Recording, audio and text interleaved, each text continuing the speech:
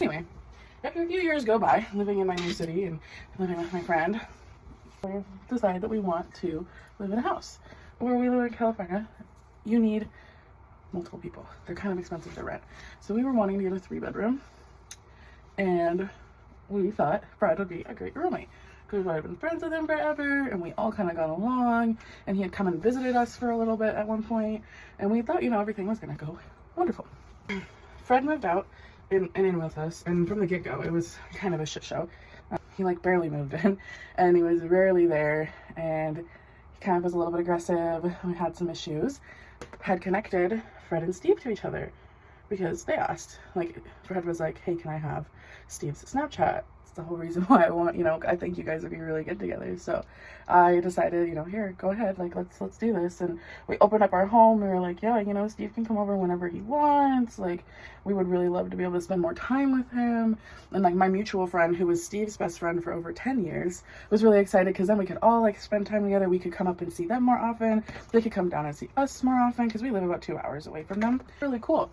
Until Fred decided that this man that he had just met, his whole world needed to revolve around. So he didn't want to do anything with me or our other roommate. He didn't want to like get into any kind of sense of routine or like order in our own home. He was constantly gone, and when he was there, he was just kind of a dick, if I'm being honest.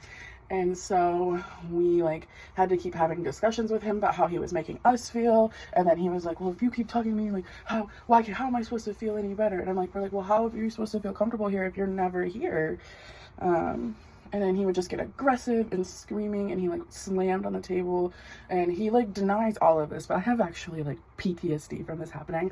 I had to call the police because he wouldn't stop, like, 1, showing up unannounced and like causing terror, and 2, causing terror. Eventually he moves out because we're not dealing with that anymore.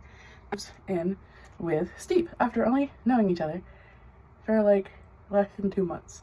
Cuts off contact with me, cuts off contact. Steve, his now boyfriend, cuts off all contact with our mutual friend, who was his friend for over 10 years.